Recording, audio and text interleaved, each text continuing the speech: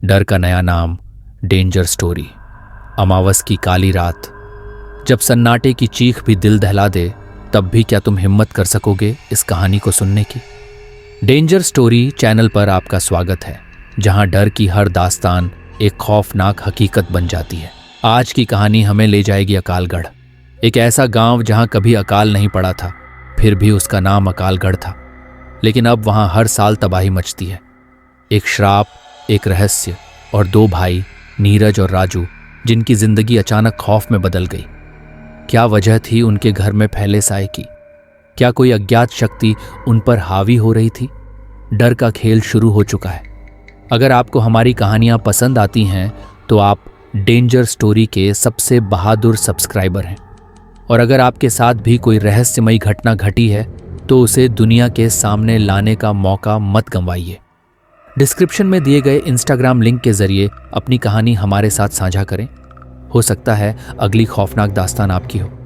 अब सवाल ये है, क्या आप वाकई इस कहानी को सुनने के लिए तैयार हैं? अगर आप में वाकई हिम्मत है तो बिना टाइम वेस्ट किए चलते हैं कहानी की तरफ। वह रात अमावस की रात थी।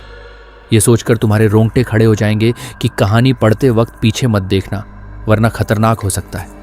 पीछे भूत भी हो सकता है। सोच लो, देखना मत। देखोगे तो रह जाओगे। मत देखो, मत देखो, मत देखो।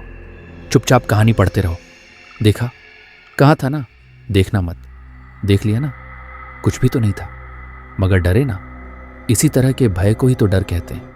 डर एक ऐसी चीज बनाई है भगवान ने कि पूछो मत। बस हम लोग डर डर के जीते जा रहे हैं, जीते जा रहे हैं। जाने कब ये डर खत्म होगा? शायद मरने के बाद, क्योंकि मरने के बाद तो सारे डर खत्म, खल्लास हो जाते हैं। देखो, ये सब बकवास है। बहुत हो गई ये डर की बातें। अब कहानी पढ़ो। चलो, डर तो अभी लगेगा जब कहानी पढ़ोगे। एक समय की बात है, अकालगढ़ नामक गांव में कभी भी अकाल नहीं पड़ा था, फिर भी इसका नाम अकालगढ़ था। और अब अकाल पड़ता है तब भी इस गांव का नाम अकालगढ़ ही है। इस गांव के अकाल पड़ने की भी एक कहानी है। सुनाऊं क्या? नहीं? अरे नहीं सुनाऊंगा तो तुम्हें क्या घंटा समझ में आएगी? चलो, अब असली बात पर आते हैं। अकालगढ़ में दो भाई नीरज और राजू अपनी अपनी बीवियों के साथ बढ़िया से रहते थे। नीरज और राजू की आपस में अच्छी बनती थी। नीरज अविवाहित था, लेकिन उसकी शादी होने वाली थी। कुछ दिनों बाद नीरज की भी शादी हो गई। शुरुआत में सब ठीक ठाक चलता रहा, लेकिन उनकी बीवियों में आपस में बिल्कुल नहीं बनती थी। दोनों ने अलग अलग रहने का फैसला किया। अब राजू अलग होने के बाद बहुत ही कामचोर हो गया।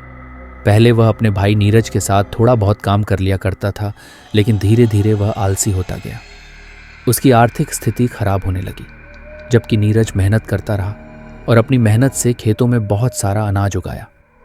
राजू यह सब देखकर बहुत जलता था, लेकिन नीरज अपनी तरफ से सही था।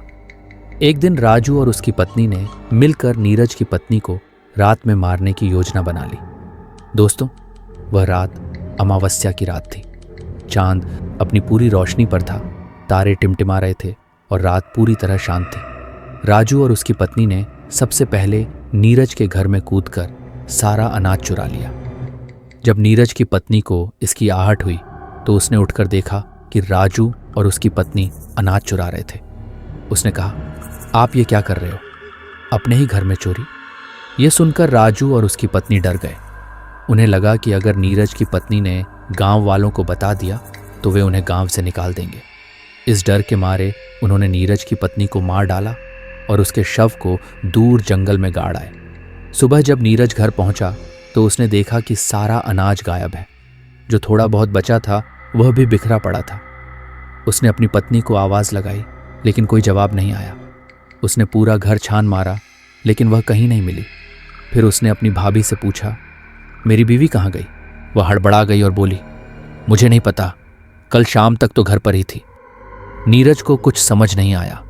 वह पड़ोसियों के पास गया और पूछा। किसी ने कहा, पता नहीं, और किसी ने बताया, शाम तक तो घर पर ही थी। अब नीरज बहुत घबरा गया। उसने गांव के कुछ लोगों को बताया, घर का सारा अनाज चोरी हो गया है और मेरी बीवी का भी कुछ पता नहीं चल रहा, पता नहीं कहाँ पर है वो। उसने घर जाकर फिर देखा तो उसे उन गेहूं से एक चाकू मिला और कुछ खून भी पड़ा था। उसे सब कुछ समझ में आ गया कि उसे किसी ने मारकर सारा अनाज चुरा लिया है। तब उसने अपनी छत पर जाकर देखा तो उसे कुछ अनाज भी गिरा मिला। उसे अपने भाई राजू पर शक हुआ, पर नीरज वैसे भी अपने भाई राजू की बहुत इज्जत करता था, इसलिए उसने कुछ कहा नहीं। तब एक दिन राजू ने कहा, तू अकेला मत रह, हमारे साथ ही आजा, हम साथ ही रहेंगे। वह राजू को मना तो नहीं कर सकता था, इसलिए वह उसके साथ मन मार कर रहने लगा। गांव के कुछ लोग उसकी बीवी को गंदी औरत कहने लगे और कहते थे कि सारा अनाज लेकर भाग गई। बेचारा नीरज अकेला रह गया, चुड़ैल कहीं की। ये सब बातें उसे सुनने को मिल रही थीं। वह बेचारा क्या करता, अपने भाई को कुछ नहीं कह सकता था। एक दिन की बात है, गांव के कुछ लोग जंगल से लकड़ी लेने गए थे। वे लकड़ी काट ही रहे थे कि तभी उन्हें किसी स्त्री के रोने की आवाज़ सुनाई दी। उन्होंने कहा, इस जंगल में कौन रो रहा है, कहीं कोई रास्ता तो नहीं भटक गया? तो वे लोग जिधर से आवाज़ आ रही थी उसी तरफ चल दिए। कुछ दूर चलकर उन्होंने देखा कि एक औरत एक पेड़ के नीचे बैठकर रो रही है। जब तक वे उसके पास पहुंचते वह गायब हो गई। उन लोगों ने जब इस तरह का दृश्य देखा तो वे घबरा गए। उनके तो पसीने छूटने लगे। तभी एक आवाज़ आई, अब तुम लोग कभी भी इस जंगल से लकड़ी नहीं काटोगे, और जो भी यहाँ लकड़ी काटने आएगा वह जिंदा वापस नहीं जाएगा। और तुम लोग मुझे चुड़ैल कहते हो ना, तो चुड़ैल सही, आज से तुम्हारे गांव में कभी पानी नहीं बरसेगा, तुम लोग भूखे मरोगे। यहाँ सिर्फ अकाल पड़ेगा और अमावस्या की रात एक लाश तुम्हारे गांव में ज़रूर मिलेगी। जाओ, तुम सब गांव वालों को जाकर बता दो कि आज से 3 दिन बाद अमावस्या है। एक आदमी की मौत ज़रूर होगी, जिसने भी मुझे मारा है वह बचेगा नहीं। मेरा अनाज खा कर के मुझे चुड़ैल कहते हो गांव वालों, मैं तुम्हें छोड़ूंगी नहीं। आज मैंने तुम्हें बख्श दिया, जाओ जाओ जाओ, चले जाओ मेरे जंगल से, मुझे अकेला छोड़ दो, जाओ, मुझे तैयारी करने दो, जाओ। और फिर वह जोर जोर से रोने लगी। वे लोग डर गए, ये सब क्या था? स्त्री रोने का कारण क्या था? तभी एक आदमी बोला, अरे वह कह रही तो थी कि मेरा अनाज चुरा लिया और मुझे मार दिया। इसका मतलब ये नीरज की बीवी थी जिसे किसी ने अनाज के लिए मार डाला है और वह चुड़ैल बन गई है। तभी अचानक एक भयानक चेहरा उनके सामने आ गया। तुम लोग अभी तक गए नहीं? जाओ यहाँ से, वरना मैं तुम्हें भी मार दूंगी। उनके तो होश उड़ गए। भागो भागो, चुड़ैल चुड़ैल, ऐसा कहते हुए वे गांव पहुंचे। सारे के सारे ऐसे हाँफ रहे थे जैसे जिंदगी में इतना कभी नहीं भागे होंगे। गांव वालों ने इस तरह उन्हें भागते हुए देखा तो कहने लगे, क्या हुआ, चुड़ैल चुड़ैल बके जा रहे हो, आगे भी कुछ बोलो। अरे तुम्हें बोलने की पड़ी है, हमारी जान पर बनी है।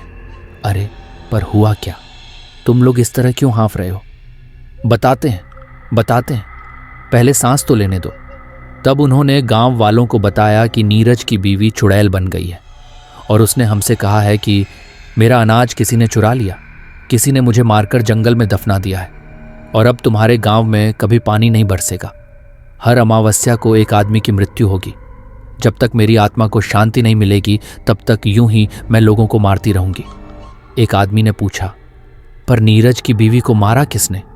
कुछ लोगों ने कहा, पता नहीं, कोई तो है इस गांव में जिसने यह पाप किया है कि एक हिंदू औरत को दफना दिया। पर जिसने भी यह काम किया है उसकी वजह से सारा गांव मुसीबत में पड़ गया है। ये बात सुनकर राजू भी वहां पहुंच गया। सब बातें सुनकर उसके होश उड़ गए और वह घबरा सा गया। वह कहने लगा, वो चुड़ैल कोई और होगी, वह चुड़ैल नहीं बन सकती, वह तो अनाज लेकर भाग गई है। कुछ गांव वालों ने कहा, वह तो अमावस्या को ही पता चलेगा कि किसने उसकी हत्या की थी। चलो अपने अपने घर जाओ सब लोग, जो होगा देखा जाएगा। राजू के चेहरे पर तो 12 बज ही गए थे और वह भागता हुआ अपनी बीवी के पास पहुंचा। घबराते हुए बोला, हम लोग अब नहीं बचेंगे, आज से 3 दिन बाद अमावस्या को वो चुड़ैल हमें मार डालेगी। उसकी पत्नी बोली, तुम पागल तो नहीं हो गए? तुम्हारी तबीयत तो सही है, क्या हो गया है? चुड़ैल हमें मार डालेगी? कौन चुड़ैल? राजू बोला, अरे वही नीरज की बीवी जिसको हमने मारकर जंगल में दफना दिया था। क्या? उसकी पत्नी चौंक गई। हाँ, वो सारे गांव वाले कह रहे थे। नीरज ने ये सारी बातें छुपकर सुन ली थी। वह अनजान बनकर बोला, भैया इतना क्यों डरे हुए हो? कौन तुम्हें मार डालेगा? राजू घबरा गया और बोला, अरे नहीं, वो तो मैं तुम्हारी भाभी को उस चुड़ैल के बारे में बता रहा था। यह सुनकर नीरज चला गया, लेकिन राजू की रातों की नींद खराब हो गई। वह बहुत डरा हुआ था। सपने में भी उस चुड़ैल को देखकर डर जाता था। वह और उसकी पत्नी बहुत परेशान थे। उसकी पत्नी सोचती थी कि पहले वो मुझे मारेगी और वह अपनी सोचता था। दोनों ही डरे हुए थे। उन्हें समझ नहीं आ रहा था कि क्या करें। 2 दिन ऐसे ही निकल गए। तीसरे दिन अमावस्या थी। सारा गांव डरा हुआ था। सब लोग यही बात कर रहे थे, पता नहीं आज किसकी मौत होगी। शाम होते ही सब लोग दरवाज़ा बंद करके सो गए। रात के 12 बज चुके थे। सारा गांव जाग रहा था। नीरज तो बेफिक्र होकर बाहर ही सो रहा था। गांव वालों को उस मनहूस घड़ी का इंतजार था। सारे गांव वाले डरे हुए थे। कुत्ते भौंक रहे थे। पता नहीं कौन सी कयामत आने वाली थी। अचानक किसी स्त्री के रोने की आवाज़ सुनाई दी। सारे लोग डर गए। उन्हें समझ आ गया कि वो आ चुकी है। नीरज ने देखा कि एक औरत रोते हुए उसकी ओर आ रही थी। उसके बाल बिखरे हुए थे। चेहरे पर चांदनी रात में उसकी आंखें चमक रही थीं। वह पहले तो डरा, फिर उसने हिम्मत जुटाकर पूछा, तुम? वह उसके पास आकर बोली, तुमने मेरी खबर तक नहीं ली कि मैं कहाँ चली गई हूँ। तुम भी इन गांव वालों की बातों में आ गए। तुम्हें पता है, जब तुम उस दिन बाहर गए थे तब इन लोगों ने मुझे मारकर सारा अनाज चुरा लिया था। नीरज बोला, हाँ मैं जानता था कि कुछ तो जरूर हुआ है, पर तुम्हें इस हालत में मैंने कभी सोच भी नहीं सकता। और तुम मेरे भाई को मारने के लिए यहाँ आई हो। जाओ, लौट जाओ। भगवान ने चाहा तो सब कुछ ठीक हो जाएगा। मैं भगवान से प्रार्थना करूंगा। वो चिल्लाई, नहीं, तुम्हें तो मेरे साथ होना चाहिए था। तुम भी इन गांव वालों की तरह बन गए। भगवान क्या खाक ठीक करेगा। अब मैं इस गांव को बर्बाद करूंगी। और तुम्हें क्या लगता है कि मैं तुम्हारे कहने पर तुम्हारे भाई को छोड़ दूंगी? नहीं, मैं इस दिन के लिए कितना रोई हूं और कितना तड़पी हूं। मैं उसे नहीं छोड़ने वाली। इन दोनों में से एक की मौत आज जरूर होगी। नीरज बोला, नहीं, तुम ऐसा नहीं कर सकती। तुम मेरे बीच में मत आओ, नहीं तो मैं भूल जाऊंगी कि तुम मेरे पति हो। हट जाओ। नीरज ने उसे रोकने की कोशिश की। उसने नीरज को ऐसा धक्का मारा कि नीरज हवा में उड़ता हुआ जमीन पर जा गिरा और बेहोश हो गया। यह सब राजू की बीवी गेट के छेद से देख रही थी। चुड़ैल ने गेट पर जोर से धक्का मारा और राजू की बीवी के बाल पकड़कर खींच लिया। चुड़ैल तो तू है, तूने मेरा सब कुछ छीन लिया, अब तुझे नहीं छोड़ूंगी। उसने राजू की बीवी का कलेजा चीरकर उसका दिल निकाल लिया। हाँ हाँ हाँ हाँ, अब मुझे थोड़ा सुकून मिलेगा। अब की बार तेरी बारी है। कहाँ छुपा है तू? और फिर वह पूरे गांव की तरफ देखकर बोली, और हाँ गांव वालों, तुम भी कान खोलकर सुन लो। आने वाली अमावस्या को तुम भी नहीं बचोगे, सब के सब मरोगे। हाँ हाँ, बहुत सताया है तुम लोगों ने। और हंसती हुई जंगल की ओर चली गई। सारे गांव वाले बाहर आ गए और नीरज को उठाया और उसे पानी पिलाकर होश में लाए। उसने अपनी भाभी को मरा हुआ देखा तो वह खूब रोया। तब तक राजू भी बाहर आ गया। उसने यह सब देखा तो उसकी भी आंखों से आंसू निकल गए। सारा गांव रो रहा था। सुबह उसके शव को जलाया गया। सारे गांव वाले राजू से भला बुरा कह रहे थे। इसी की वजह से हम सब लोग एक दिन ऐसे ही मरेंगे। हाँ, इसकी ही वजह से हमारे लिए यह मुसीबत खड़ी हुई है। इसको तो नरक भी नहीं झेलेगा। अपने ऐसे भाई के साथ तूने धोखा किया है। दोस्तों, ये थी अमावस की रात की एक चुड़ैल की कहानी। अब सुनो आगे की दास्तान कि किस प्रकार उस गांव में दोबारा शांति आई। नीरज, शांत हो जाओ। भगवान हमारी मदद जरूर करेगा। ऐसा तो कोई होगा जिसे हमारी मदद के लिए भगवान भेजेगा। कोई खुदा का नेक बंदा ही अब हमें बचा सकता है। दोस्तों, जब फिल्म में विलन होता है तो एक हीरो का भी होना जरूरी होता है, चाहे वो अजय देवगन हो या सुनील शेट्टी। तो सुनो कहानी का अगला भाग। अब तो सब लोग बस भगवान से प्रार्थना करने लगे, भगवान हमें इस मुसीबत से निकालो। हे प्रभु, अब तो हम तुम्हारी शरण में हैं। भगवान भी किसी न किसी बहाने से उन लोगों को याद दिलाते हैं जो उन्हें भूल जाते हैं। तभी तो कहते हैं, दुख में सुमिरन सब करें, सुख में करे न कोई। जो सुख में सुमिरन करे तो दुख काहे को होए। दोस्तों, भगवान भी बड़े दयालु हैं, तुरंत क्षमा कर देते हैं। तो उस गांव में किसी की मौत आने से पहले भगवान ने एक फरिश्ते को उस गांव में भेज दिया। उसका नाम था विराट। वह भगवान को मानने वाला एक नेक बंदा था। वह किसी काम से वहां से गुजर रहा था। रात होने वाली थी, इसलिए उसने सोचा कि क्यों न मैं रात भर यहीं ठहर जाऊं। वह उस गांव की ओर चल दिया। कमर में तलवार लटकाए हुए, राजाओं जैसे कपड़े पहने हुए वह पहुंचा गांव में।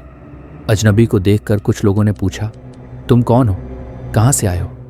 उसने कहा, मैं विराट हूं और किसी काम से यहां से गुजर रहा था। रात होने वाली है तो सोचा क्यों ना मैं यहां रात भर रुक जाऊं। एक गांव वाले ने पूछा, अच्छा तुम ही वो विराट हो जिसे लोग भगवान का भेजा हुआ फरिश्ता कहते हैं? उसने कहा, हाँ कुछ लोग ऐसा कहते हैं। सब लोग उसके पैरों में गिर पड़े। भगवान ने हमारी सुन ली, तुम जैसे फरिश्ते को भेज दिया। हमें बचा लो विराट, हमें उस चुड़ैल से बचा लो। तुम ही हो जो हमारी मदद कर सकते हो। विराट, अरे ये क्या कर रहे हो, पहले खड़े हो जाओ। फिर सब खड़े हो गए। विराट, अब बताओ बात क्या है, तुम इतने घबराए हुए क्यों लग रहे हो? गांव वाले, अरे गांव में एक चुड़ैल है, वे हम सबको मार डालेगी। विराट, अरे मैं आ गया हूं ना, सब कुछ ठीक हो जाएगा। आओ सारे, मुझे बताओ क्या हुआ है। तब गांव वालों ने सब कुछ बता दिया और राजू और नीरज को बुलाया। गांव वालों ने कहा, राजू, लालच में जो कुछ हुआ उसे भूल जाओ और हमारा साथ देकर इस गांव को बचाओ। नीरज, तुम अपने बड़े भाई को माफ कर दो। नीरज, मैं तो भाई से कभी गुस्सा भी नहीं हुआ, मगर आप लोगों को लगता है कि मैं गुस्सा हूं तो भाई मुझे माफ कर देना। और उसने राजू के पैर छू लिए। राजू ने उसे उठाकर गले लगा लिया। दोनों की आंखों से आंसू निकल रहे थे।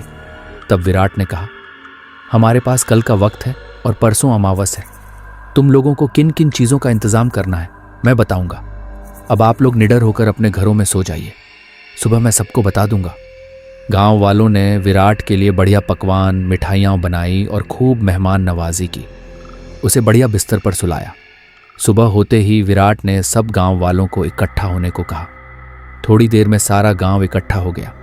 तब उसने सबको बताया, हम सबको मिलकर उस चुड़ैल को मारना होगा। मैं सबको बताता हूं हमें क्या करना है। कल रात पूरे गांव में उजाला होना चाहिए।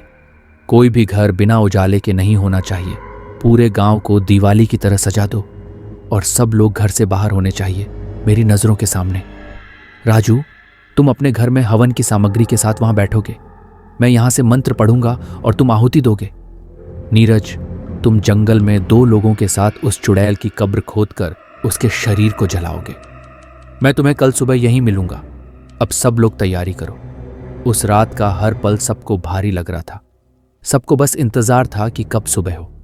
सुबह होते ही विराट ने सब गांव वालों को इकट्ठा किया और पूछा, तैयारी हो चुकी है?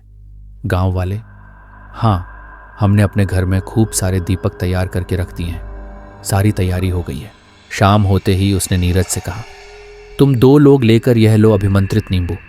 ये तुम्हें वह कब्र बताएगा जहां वह दफन है। ये जहां भी लाल हो जाए वही उसकी कब्र होगी। और ये लो लहसुन की मालाएं, अपने अपने गले में डाल लो।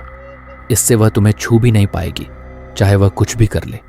लेकिन ध्यान रहे, वह किसी भी तरह इस माला को तुमसे उतरवाने की कोशिश करेगी, पर तुम यह गलती मत करना, वरना वह तुम्हें मार डालेगी। अब तुम लोग जाओ और अपना ध्यान रखना। वो लोग फावड़े उठाकर जंगल की ओर चले गए। इधर गांव के सभी लोग इकट्ठा होकर बैठे उस चुड़ैल का इंतजार कर रहे थे। उधर राजू अपना आसन लगाए हुए हवन पर बैठा था। रात के 12 बज रहे थे कि अचानक किसी के पैरों की आहट सुनाई दी। सब लोग उधर देखने लगे तो क्या देखते हैं कि बिखरे हुए बालों और सफेद साड़ी में लिपटी एक औरत चली आ रही है।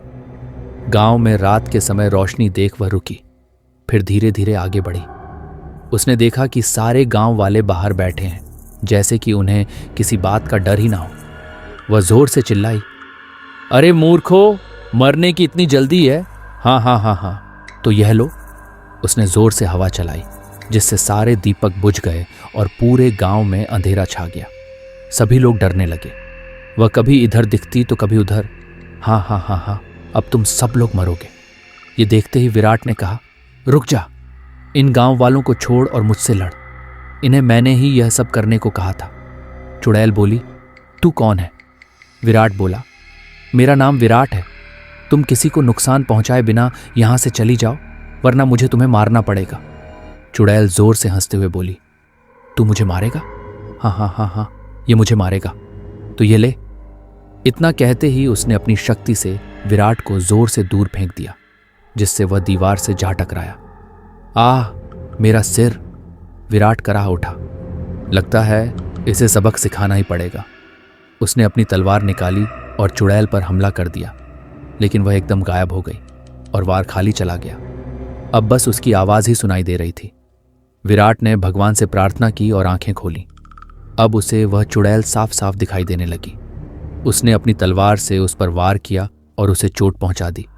अब वह हारती दिखने लगी और राजू की ओर लपकी। विराट ने मंत्र पढ़ने शुरू कर दिए। प्रभु, मैं अपने पापों को स्वीकार करता हूं, मुझे क्षमा कर दो, मैं आगे से ऐसी भूल कभी नहीं करूंगा। राजू भी यही दोहरा रहा था और हवन में आहुति दे रहा था।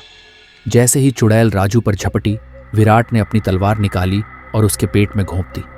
तलवार उसके शरीर को चीरते हुए पार निकल गई। आह! वह चीख उठी और जंगल की ओर भाग गई। उधर नीरज और उसके दोस्तों को कब्र मिल गई थी। वे उसे खोद ही रहे थे कि अचानक किसी के चीखने की आवाज आई। वे समझ गए कि चुड़ैल आ रही है और उनकी खुदाई की रफ्तार बढ़ गई। जैसे ही उन्होंने उसकी लाश निकाली, वह वहां आ पहुंची। वह उन पर झपटी, लेकिन जैसे ही उसने हमला करना चाहा, वह चीख कर पीछे हट गई। आह! मत छुओ इसे मत जलाओ। लहसुन देखकर वह डर से चिल्लाने लगी।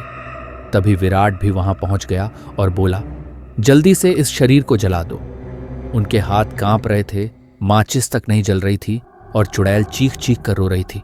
नहीं नहीं, मत जलाओ, मुझे छोड़ दो। आखिरकार माचिस जल गई और उन्होंने उसकी लाश को आग लगा दी। जैसे ही लाश जलने लगी, चुड़ैल भी जलने लगी। आह! नहीं, मुझे छोड़ दो, मुझ पर रहम करो। आह! धीरे धीरे उसकी चीखें कम होती गईं और वह राख के ढेर में बदल गई। विराट ने उन तीनों को शाबाशी दी और वे गांव लौट आए। गांव वाले खुशी से झूम उठे। सभी ने विराट का धन्यवाद किया। सुबह होते ही विराट ने कहा, अब मुझे चलना चाहिए। गांव वालों की आंखों में आंसू आ गए। सबको राम राम कर विराट आगे बढ़ गया। और हमारी यह कहानी इसी के साथ समाप्त होती है। मिलते हैं फिर नेक्स्ट स्टोरी में। तब तक के लिए धन्यवाद।